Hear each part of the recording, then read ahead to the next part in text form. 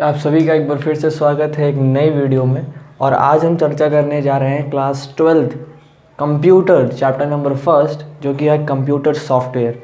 एक बहुत ही important chapter है, एक बहुत ही फंडामेंटल चैप्टर है, क्योंकि जो स्टार्टिंग के चैप्टर्स होते हैं मुख्यतः ये फंडामेंटल्स पर ही बेस्ड होते हैं, ताकि आगे आने वाले जब हम प्रोग्रामिंग कंसेप्ट पढ़ेंगे या प्रोग्रामिंग स्ट्रक्चर पढ़ेंगे तब जा कर के हम उसको इन सब चीज़ों को यूज़ कर पाएंगे। तो आज का बहुत ही इंपॉर्टेंट लेक्चर है, बहुत ध्यान से इसको देखिएगा।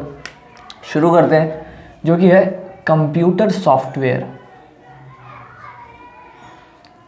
अब सबसे पहला सवाल जो उठता है वो ये है कि सॉफ्टवेयर्स क्या होते हैं। लेकिन मैं कहूँगा आप सॉफ्टवेयर पर मत जाइए। देखिए, हम अगर सॉफ्टवेयर पर जाएं तो सॉफ्टवेयर और कंप्यूटर, बहुत ध्यान से समझना इस चीज़ को, बुक में अलग तरीके से बताया गया है, वहाँ पर एक्स्ट्रा एफर्ट्स दे करके यही समझ में आएगा। ठीक है, कंप्यूटर और सॉफ्टवेयर, कंप्यूटर सॉफ्टवेयर इस चैप्टर का नाम है। तो बेसिकली देखो, कंप्यूटर सॉफ्टवेयर अगर नाम रखा गया है तो कारण क्या है। जब भी, बहुत ध्यान से समझो, जब भी हम कंप्यूटर में सॉफ्टवेयर्स का इस्तेमाल करते हैं, बेसिकली जब भी इसको नहीं कहेंगे, कंप्यूटर का मतलब ही है software.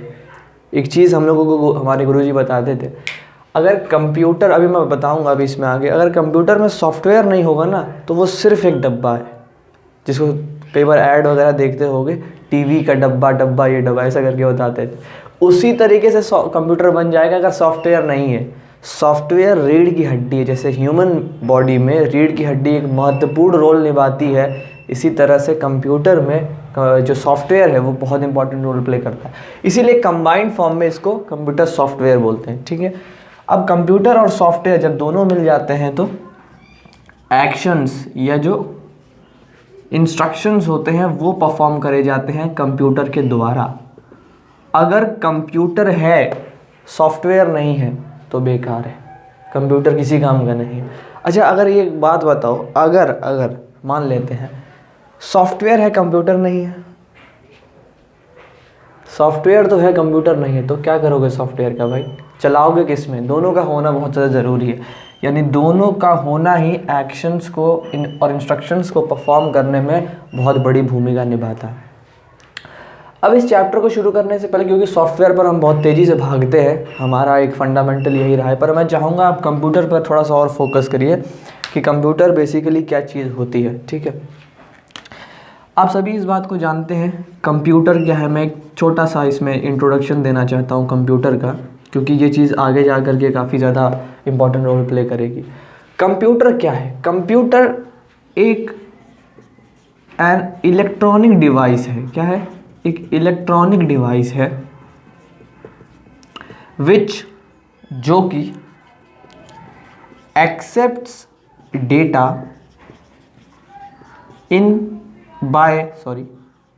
input unit, processed it by processing unit, stored it in storage unit, and finally gives output by output unit। अब इस डेफिनेशन में कंप्यूटर के जितने भी कंपोनेंट्स हैं, अगर आपने कंप्यूटर का बेसिक पढ़ रखा है, आपको पता होगा कंप्यूटर में कंपोनेंट्स होते हैं, 4 उसके कंपोनेंट्स हैं, इनपुट, प्रोसेसिंग, स्टोरेज और आउटपुट। ये 4 कंपोनेंट्स बताए गए हैं कंप्यूटर के। अब देखिए, इस डेफिनेशन में सब कुछ आ गया। एक इलेक्ट्रॉनिक डिवाइस है। इलेक्ट्रॉनिक डिवाइस का क्या मतलब होता है? वो डिवाइस जो इलेक्ट्रिसिटी प्रोड्यूस होने के बाद वर्क करते हैं, यानी उसमें अगर इलेक्ट्रिसिटी प्रोड्यूस नहीं हो रही तो वो काम नहीं करेंगे। कंप्यूटर को काम करने के लिए इलेक्ट्रिसिटी की प्रेजेंस होना बहुत ज़रूरी है, इसलिए वो एक इलेक्ट्रॉनिक डिवाइस है which accepts data by input unit. Accept करता है data by input unit, process करता है डेटा बाय प्रोसेसिंग यूनिट, और स्टोर करता है डेटा बाय स्टोरेज यूनिट, और finally gives output by output units. अब अगर आपको processing unit, input unit, storage unit या आउटपुट यूनिट में कोई दिक्कत है, नहीं पता है, क्योंकि बहुत ज़्यादा बेसिक है, इस लेक्चर में इसका कोई रोल नहीं है, हम सॉफ्टवेयर्स पर आ गए हैं, इसका मतलब कंप्यूटर के बारे में नॉलेज है, इसीलिए मैंने सॉफ्टवेयर भागने से पहले कंप्यूटर के बारे में आपको बताया। कई लोग इतना भी नहीं जानते होंगे, तो अगर ये चीज़ें नहीं पता है तो एक बार कमेंट करिए, पहले वो वीडियो बनानी पड़ेगी। वैसे मैंने बनाई है, आप देख सकते हैं कि इसमें बेसिकली इनपुट यूनिट क्या होती है, कंपोनेंट्स कंप्यूटर के क्या होते हैं, हालांकि आगे मैं चर्चा करूँगा, पर फिर भी एक नॉलेज आपको इस चीज़ की होनी चाहिए। तो कंप्यूटर की अगर कोई डेफिनेशन पूछता है कंप्यूटर क्या है तो कैसे बताएंगे? एन इलेक्ट्रॉनिक डिवाइस, एक इलेक्ट्रॉनिक डिवाइस है। अब कोई पूछ रहा है कि इलेक्ट्रॉनिक डिवाइस क्यों है भाई? तो इलेक्ट्रॉनिक डिवाइस इसलिए है क्योंकि वो इलेक्ट्रिसिटी प्रोड्यूस होने के बाद ही काम करता है, ठीक है, और विच एक्सेप्ट्स डेटा, और वो डेटा को एक्सेप्ट करता है by the input unit, process करता है उसका by processing unit, and store करता है data in the storage unit, finally gives the output in the output unit. इसका एक बेसिक स्ट्रक्चर मैं बता दूंगा अगर आपको दिक्कत आ रही हो, ठीक है। अब कंप्यूटर समझ में आ गया, अब आते हैं सॉफ्टवेयर पर। उससे पहले फटाफट से इसको नोट कर हो गया। अब जरा देखते हैं कि सॉफ्टवेयर क्या होता है। बड़ा ही इंटरेस्टिंग टॉपिक है, हम बहुत ज़्यादा वेट कर रहे थे कब सॉफ्टवेयर की बातचीत हो और कब हम सॉफ्टवेयर पर एक बार उछल करके आए, क्योंकि हम काफ़ी ज़्यादा उसी के लिए उत्सुक हैं। तो ज़रा देखते हैं सॉफ्टवेयर क्या होते हैं। इंजीनियरिंग, अगर कंप्यूटर एप्लीकेशंस में इंजीनियरिंग करते हैं या कंप्यूटर एप्लीकेशंस में प्रोग्रामर के रूप में अगर जाना चाहते हैं तो ये चैप्टर बहुत इंपॉर्टेंट है। सॉफ्टवेयर क्या होता है? सॉफ्टवेयर इट इज़, पहले मैं डेफिनेशन बता रहा हूँ फिर मैं इसका एक्सप्लेनेशन बताऊँगा, ठीक।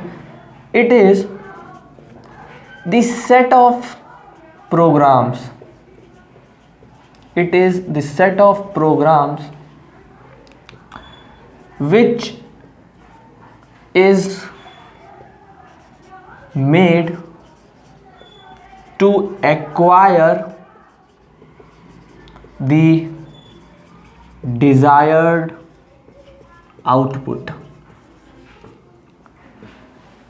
सॉफ्टवेयर क्या होता है? सॉफ्टवेयर एक सेट है प्रोग्राम्स का। अब सवाल उठता है प्रोग्राम्स क्या होते हैं, क्योंकि सब इंटरलिंक्ड है आपस में, भागने का प्रयास मत करो। अगर सॉफ्टवेयर समझना चाहते हो, बहुत ध्यान से समझना, अगर सॉफ्टवेयर समझना चाहते हो तो प्रोग्राम्स पता होने चाहिए। अगर प्रोग्राम्स समझना चाहते हो तो स्टेटमेंट्स या इंस्ट्रक्शंस पता होने चाहिए। ये इस तरीके से पूरा एक सिनेरियो चलता है, इस तरीके से ये चार्ट चलता है। सॉफ्टवेयर तक पहुंचना चाहते हो तो प्रोग्राम्स की नॉलेज होनी चाहिए, और प्रोग्राम्स नॉलेज होने के लिए स्टेटमेंट्स यानी कि इंस्ट्रक्शंस की नॉलेज होनी चाहिए। लेकिन एक चीज़ याद रखो, इस प्रोग्राम, ये चीज़ बहुत ज़्यादा एक बेसिक लेवल पर आती है, प्रोग्राम्स से नीचे और इंस्ट्रक्शंस के ऊपर, क्या बोला मैंने, प्रोग्राम के नीचे और इंस्ट्रक्शंस के ऊपर एक चीज़ आती है जिसको बोलते हैं फंक्शंस। इसके बारे में भी मैं बताऊंगा आगे कि फंक्शंस क्या होते हैं। ये पूरा एक सिनेरियो है, ये पूरा एक मेथड है। तो हम डेफिनेशन में क्या बता रहे हैं सॉफ्टवेयर की? It is the set of programmes.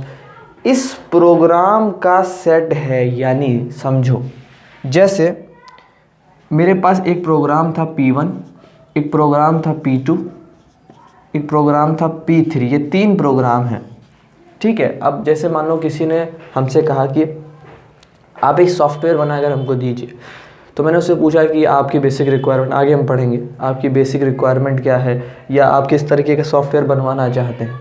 तो उसने कहा कि हमको एक लाइब्रेरी मैनेजमेंट के लिए फॉर एग्जांपल बनवाना है। तो मैंने क्या किया, लाइब्रेरी में कितनी बुक है उसका एक प्रोग्राम एक अलग व्यक्ति को दे दिया, लाइब्रेरी में मेंटेनेंस किस हिसाब से होगा उसका पूरा मैंने देख लिया, और लाइब्रेरी की फ्यूचर रेफरेंसेस क्या हैं उसका मैंने किसी और को दे दिया। अब तीनों ही प्रोग्रामर ने, हम जो 3 प्रोग्रामर थे, इन्होंने प्रोग्रामिंग कोडिंग करी। उसके बाद इन 3 प्रोग्राम्स के जो सेट थे, ये 3 प्रोग्राम्स थे, इसका एक सेट बना दिया और इसी सेट को हमने नाम दिया है सॉफ्टवेयर। और यही सॉफ्टवेयर हमने जा कर के उस व्यक्ति को दे दिया जिसने ये काम करने के लिए कहा था। समझ में आया कि सॉफ्टवेयर क्या होता है basically, it is the set of programs which is made to acquire the desired output. और डिजायर्ड आउटपुट क्या था, लाइब्रेरी मैनेजमेंट का ये सॉफ्टवेयर। ठीक है, सॉफ्टवेयर क्या है समझ में आ गया। अब इसको नोट करो फटाफट से, फिर आगे बढ़ते हैं। अब जरा ये देख लेते हैं कि सॉफ्टवेयर की इंपॉर्टेंस क्या दिखाई पड़ी हमको, ऐसा क्या था जो हमको सॉफ्टवेयर की यूज़ इतना ज़्यादा महत्वपूर्ण दिखाई पड़ा कि हमें इसका यूज़ करना ही चाहिए। इम्पोर्टेंस ऑफ सॉफ्टवेयर कैसे दिखाई पड़ती है हमको।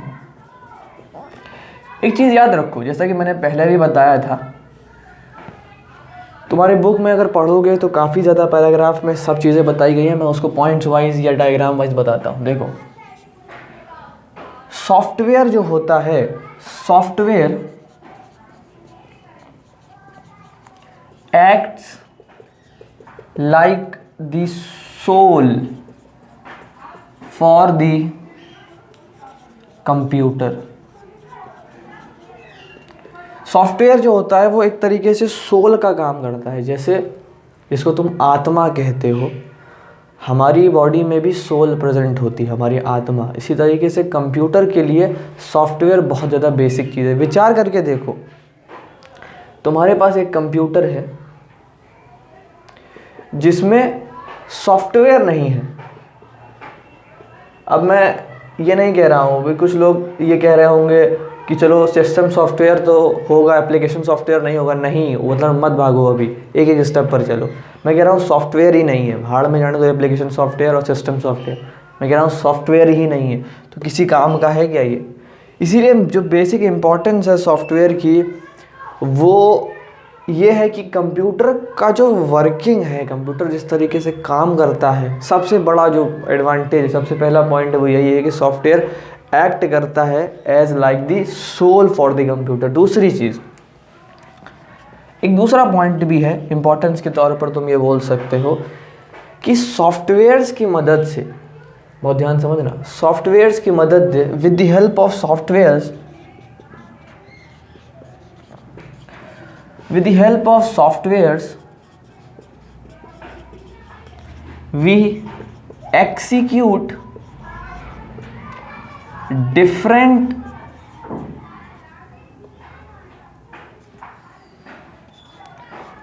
works instantly।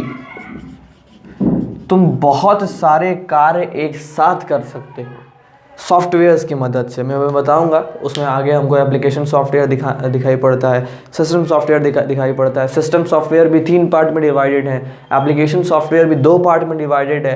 Application system software से कैसे अलग है, ये सब चीज़ें हम देखेंगे। तो basically with the help of software we execute different works instantly. Multi dimension work भी हम इंस्टेंटली कर सकते हैं with the help of software. तो इम्पॉर्टेंस क्या है सॉफ्टवेयर की वो समझ में आ गया। कंप्यूटर के लिए सोल है, उसका रीढ़ की हड्डी है। और दूसरी चीज़, with the help of software we execute different type of works instantly. एक ही इंस्टेंट में बहुत सारे कार्य किए जा सकते हैं। और एक और छोटा सा टॉपिक है जो बुक में दिया हुआ है, इसी से रिलेटेड है। वो ये कहता है कि हाउ सॉफ्टवेयर, मैं यहाँ बता देता हूँ, हाउ सॉफ्टवेयर और हार्डवेयर और सॉफ्टवेयर दोनों किस तरीके से डिपेंडेंट है, इंटरडिपेंडेंट है। दोनों एक दूसरे से डिपेंडेंट कैसे हैं। देखो डिपेंडेंट कैसे हैं इसको समझना जरा। अगर तुम्हारे पास सॉफ्टवेयर है, यानी सॉफ्टवेयर प्रेजेंट है, लेकिन तुम्हारे पास हार्डवेयर नहीं है, ये बिल्कुल इसी तरीके से है, यही स्ट्रक्चर यहाँ पर फॉलो कर रहा हूँ, लेकिन अलग है मेथड। देखो मान लो, मैं एग्जांपल से बताता हूँ। मान लो तुमने अपने कंप्यूटर में स्पीकर लगाया, ठीक है। स्पीकर को जो ड्राइवर है जो उस स्पीकर को एक्सिक्यूट करेगा, तुमने स्पीकर लगा दिया मैनुअली। इस चीज़ को समझना जरा, तुमने कंप्यूटर में मैनुअली स्पीकर लगा दिया, ठीक है। लेकिन उस स्पीकर से आवाज़ लाने का काम कौन करता है, सॉफ्टवेयर। नहीं समझ में आया। तुमने अगर स्पीकर लगाया, ये वायर जा रही है, तुमने ये कंप्यूटर में स्पीकर यहाँ पर फिट कर दिया, ठीक है। ये स्पीकर है, यहाँ से आवाज़ निकलती है, बहुत ध्यान से समझो। ये जो यहाँ से वॉइस आ रही है, ये जो साउंड निकलती है ये तो इसका पार्ट है, मैकेनिकल सिस्टम है, स्पीकर लगा हुआ है, वहाँ पे बेस आता है, फ्लक्चुएट होती है फ्रीक्वेंसी और आवाज़ आती है, तो ठीक है। लेकिन इसके पास तक सिग्नल लाता कौन है? सॉफ्टवेयर लाता है। सॉफ्टवेयर सिग्नल पहुंचाता है हार्डवेयर तक, तब हार्डवेयर वर्किंग करता है। देखो हार्डवेयर को इस तरह से समझो, वो सिर्फ वर्किंग करता है, वो एग्जीक्यूट करता है फंक्शंस को। लेकिन फंक्शंस को कब एग्जीक्यूट करना है, हार्डवेयर कब काम करेगा, इस चीज़ को कौन ध्यान रखता है या इस चीज़ को कौन देखता है? सॉफ्टवेयर देखता है। अगर हार्डवेयर है, स्पीकर है तुम्हारे पास में, सॉफ्टवेयर ही नहीं है, हार्डवेयर स्पीकर कभी नहीं बजेगा, तुम कुछ भी करो, क्योंकि सिग्नल नहीं पहुंचाया जाएगा सॉफ्टवेयर की तरफ से, तब तक हार्डवेयर बजेगा। क्योंकि वो सिर्फ मैकेनिकल बॉडी है, वो सिर्फ और सिर्फ आउटपुट दे सकता है, खुद से बजना स्टार्ट नहीं कर सकता जब तक उसके पास इंस्ट्रक्शंस नहीं आएंगे सॉफ्टवेयर की तरफ से, ठीक है। इसलिए सॉफ्टवेयर डिपेंडेंट है हार्डवेयर पर और हार्डवेयर डिपेंडेंट है सॉफ्टवेयर पर। स्पीकर है, सॉफ्टवेयर नहीं है, बर्बाद है। सॉफ्टवेयर है, स्पीकर नहीं है, बर्बाद है, ठीक है। तो दोनों ही आपस में इंटरडिपेंडेंट है। अब फटाफट से इसको नोट करो, बढ़ते हैं आगे।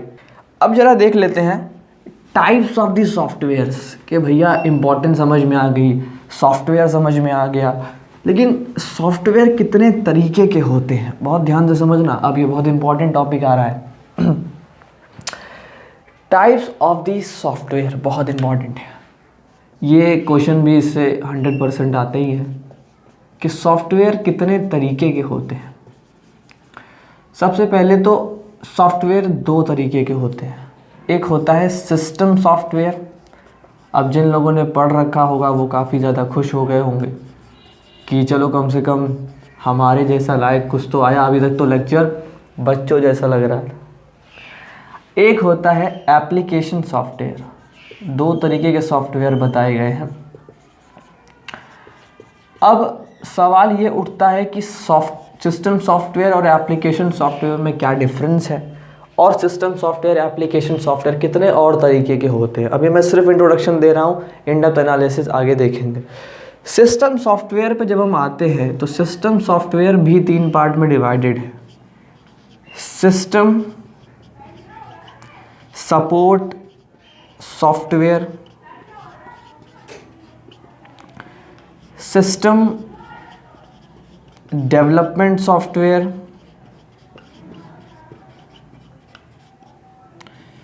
और सिस्टम कंट्रोल सॉफ्टवेयर। ये 3 तरीके के सॉफ्टवेयर्स बताए गए हैं सिस्टम सॉफ्टवेयर में। यानी सिस्टम सॉफ्टवेयर में भी 3 प्रकार की कैटेगरीज दिखती हैं। सबसे पहला है सिस्टम सपोर्ट, दूसरा सिस्टम डेवलपमेंट और तीसरा है सिस्टम, हालांकि सिस्टम कंट्रोल सॉफ्टवेयर पहले होता है, देन सपोर्ट और देन डेवलपमेंट, पर कोई बात नहीं, जब हम इसको देखेंगे तो लाइन से देख लेंगे कि लेकिन बेसिकली समझो कि सिस्टम सॉफ्टवेयर भी 3 पार्ट में डिवाइडेड है, ठीक है। कौन कौन सा? System support software, system development software और सिस्टम कंट्रोल सॉफ्टवेयर। अब अगर एप्लीकेशन सॉफ्टवेयर पर हम अगर स्विच करें तो एप्लीकेशन सॉफ्टवेयर 2 पार्ट में डिवाइडेड है। कौन सा? एक होता है जनरल पर्पस एप्लीकेशन सॉफ्टवेयर, और एक होता है sorry special purpose application software. यानी एक होता है जनरल पर्पस और एक होता है स्पेशल पर्पस। यानी किसी जनरल पर्पस के लिए बनाया गया एक एप्लीकेशन सॉफ्टवेयर, जिसको तुम एप्लीकेशन बोलो या सॉफ्टवेयर बोलो, और या फिर एक स्पेशल पर्पस पे। अब आते हैं, ये तो था एक ओवरव्यू कि basically types of the software कौन कौन से हैं, सिस्टम सॉफ्टवेयर और एप्लीकेशन सॉफ्टवेयर। सिस्टम सॉफ्टवेयर फिर 3 पार्ट में डिवाइडेड है, system support, system development, system control. Application software फिर 2 पार्ट में डिवाइडेड है, जनरल पर्पस एप्लीकेशन सॉफ्टवेयर और स्पेशल पर्पस एप्लीकेशन सॉफ्टवेयर। तो फटाफट इसको नोट करो। अब आते हैं इन 3 कैटेगरीज पे। सबसे पहले सिस्टम सॉफ्टवेयर समझेंगे, सिस्टम सॉफ्टवेयर क्या है, फटाफट से नोट हो गया। अब जरा सिस्टम सॉफ्टवेयर देखो क्या है, सिस्टम सॉफ्टवेयर किसको कहते हैं उस पर जरा विचार करते हैं। देखो सिस्टम सॉफ्टवेयर की डेफिनेशन क्या कहती है। अभी हमने सॉफ्टवेयर देख लिए, एक ओवरव्यू ले लिया सिस्टम सॉफ्टवेयर का। सिस्टम सॉफ्टवेयर ये कहता है कि these softwares are made to increase the processing capabilities of computer. एक ही डेफिनेशन बहुत कुछ बता रही है सिस्टम सॉफ्टवेयर के बारे में, लेकिन नज़रिया समझ में आना चाहिए। These software are made to increase the processing capabilities of computer, यानी ये वर्ड बहुत बहुत इंपॉर्टेंट है, प्रोसेसिंग कैपेबिलिटीज। कोई भी कंप्यूटर अगर कोई वर्क एग्जीक्यूट कर रहा है और उसको स्टोरेज में कोई इशू आता है, या प्रोसेसिंग स्पीड बहुत ज़्यादा स्लो है, या मल्टीटास्किंग नहीं है, या फिर एक पर्टिकुलर तरीके के वर्क ही एग्जीक्यूट कर सकता है, इन सभी ऑल ओवर चीज़ को मिलाते हुए उसकी प्रोसेसिंग कैपेबिलिटीज़ को जो उठाता है उसी को कहते हैं सिस्टम सॉफ्टवेयर। देखो एग्जांपल देता हूँ और बेहतरीन तरीके से क्लियर होगा। आज से 5 साल पहले, 5 साल में नहीं कहूँगा, लगभग 7-8 साल पहले की ये बात है, मैं विंडो एक्सपी बहुत चलाता था।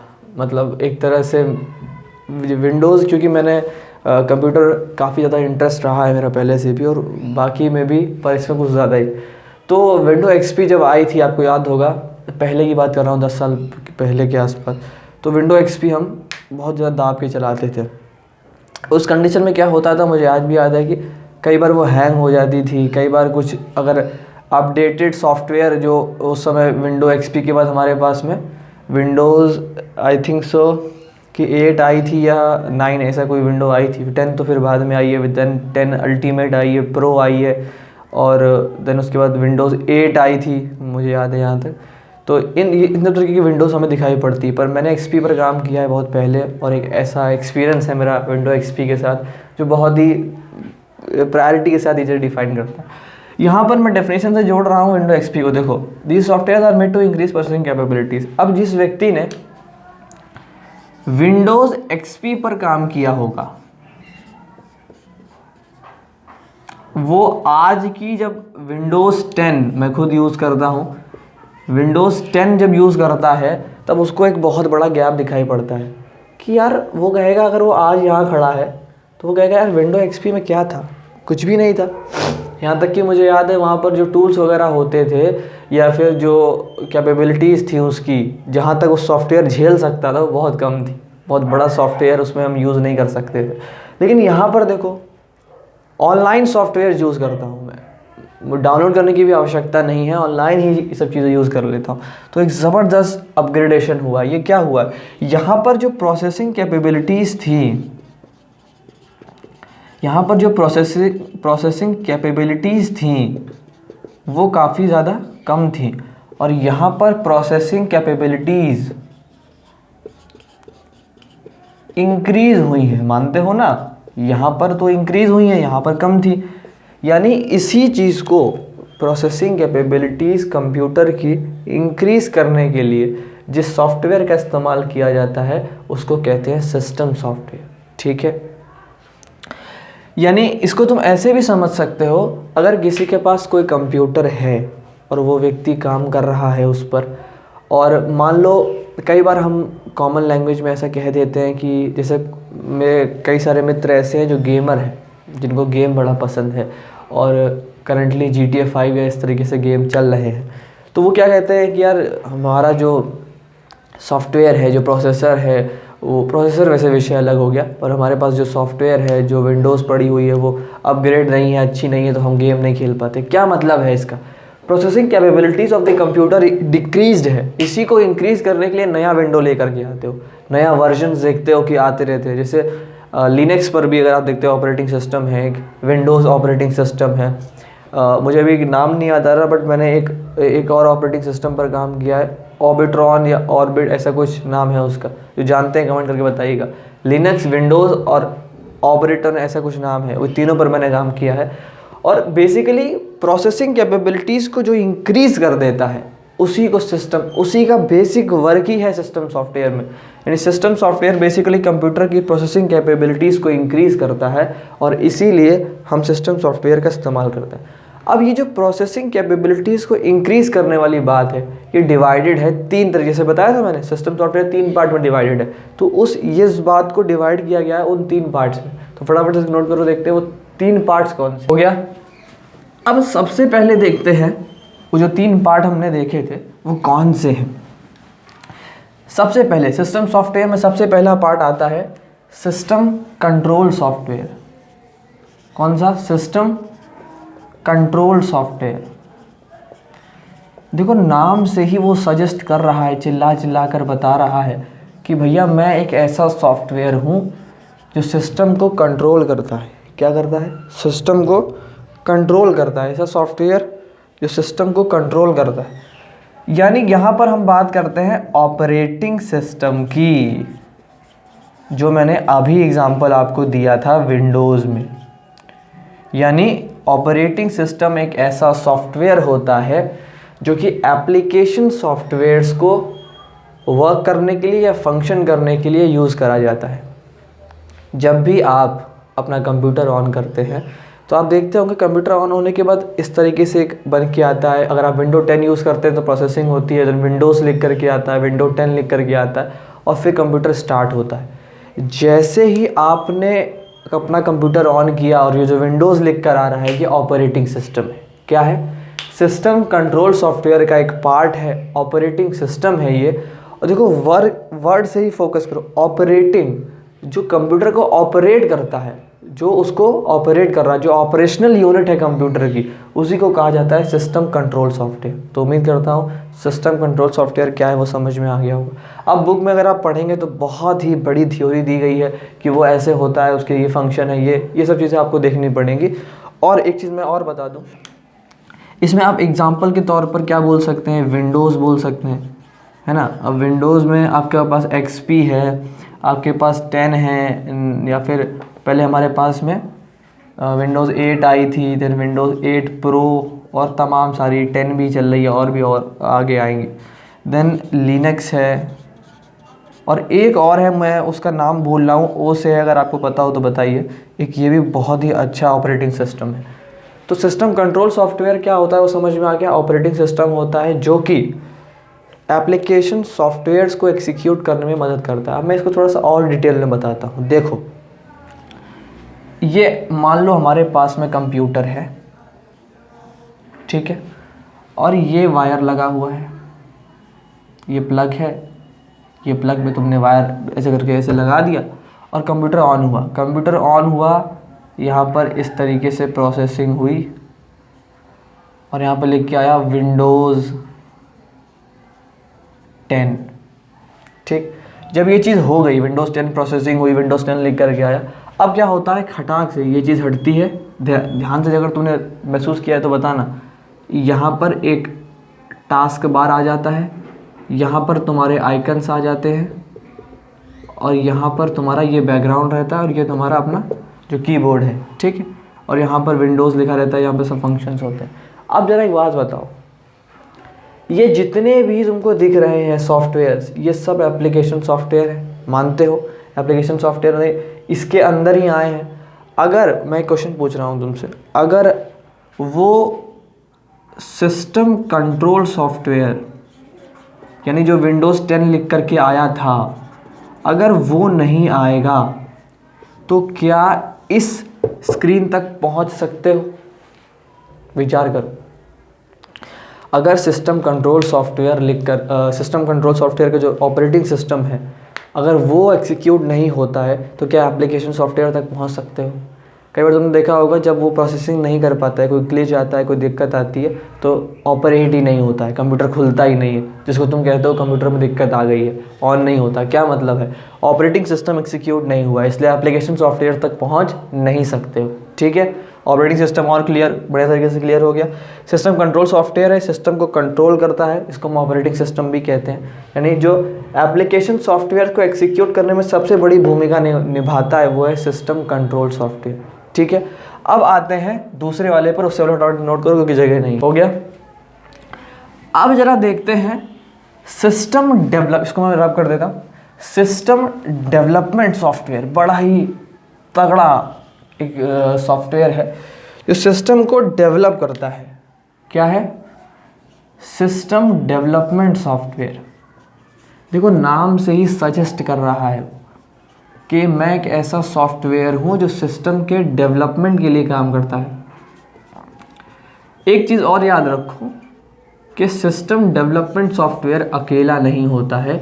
जैसे कि सिस्टम डेवलपमेंट सॉफ्टवेयर में हमारे पास में 3 तरीके के उसके पार्ट हैं। कौन कौन से? सबसे पहला है असेंबलर, कंपाइलर, ये नाम तुमने सुने होंगे, और है इंटरप्रेटर। देखो और एक चीज़ याद रखो, सिस्टम डेवलपमेंट सॉफ्टवेयर को हम ट्रांसलेटर्स भी बोलते हैं, ट्रांसलेटर। ठीक है। अब असेंबलर क्या होता है? एक ऐसा सिस्टम सॉफ्टवेयर है, एक ऐसा सिस्टम डेवलपमेंट सॉफ्टवेयर है जो कि ट्रांसलेट करता है, या मैं पूरी डेफिनेशन लिख ही दूँ कि कई लोग इस चीज़ को समझ नहीं पाते। It translates assembly language, it translate assembly language into low level language। ये ट्रांसलेट करता है असेंबली लैंग्वेज को इनटू लो लेवल लैंग्वेज। क्या मतलब है इस बात का? अभी मैं इसका एक बेसिक डिटेल बताता हूँ, लेकिन उससे पहले कंपाइलर समझो। कंपाइलर क्या करता है? इट ऑल्सो, अभी तुमको एक बड़ा ही मज़ा आने वाला है, ट्रांसलेट्स। इसको भी मैं देखो हाई लेवल लैंग्वेज बोल रहा हूँ या assembly language, it is not a very big difference. High level language to low level language, यानी ये ट्रांसलेट करता है हाई लेवल लैंग्वेज को लो लेवल लैंग्वेज में। और इंटरप्रेटर क्या करता है? It translates high level language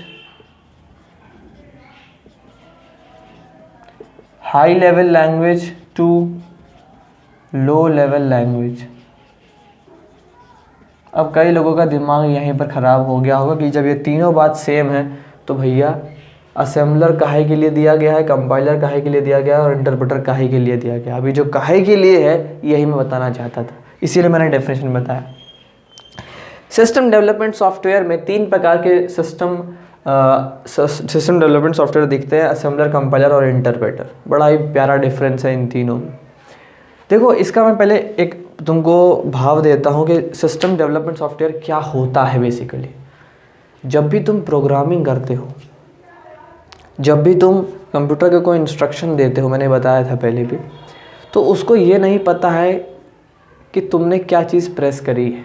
तुमने अगर अपना नाम टाइप किया है, जैसे मेरा नाम दीपक है तो DEEPAK, उसको नहीं पता है D है, उसको नहीं पता है E है, उसको ये पता है कि बेसिकली अब देखो जैसे ही तुम D प्रेस करते हो ना, तुमने D प्रेस किया तुरंत इसका काम शुरू हो जाता है सिस्टम डेवलपमेंट सॉफ्टवेयर का। खटाक से ये जो इंस्ट्रक्शन है वो पहुंचाता है प्रोसेसिंग यूनिट में और ट्रांसलेट कर देता है असेंबली लैंग्वेज को इनटू लो लेवल लैंग्वेज, क्योंकि या फिर तुम इसको बाइनरी लैंग्वेज भी बोल सकते हो, बहुत ज़्यादा आसान रहेगा तुम्हारे लिए बाइनरी लैंग्वेज।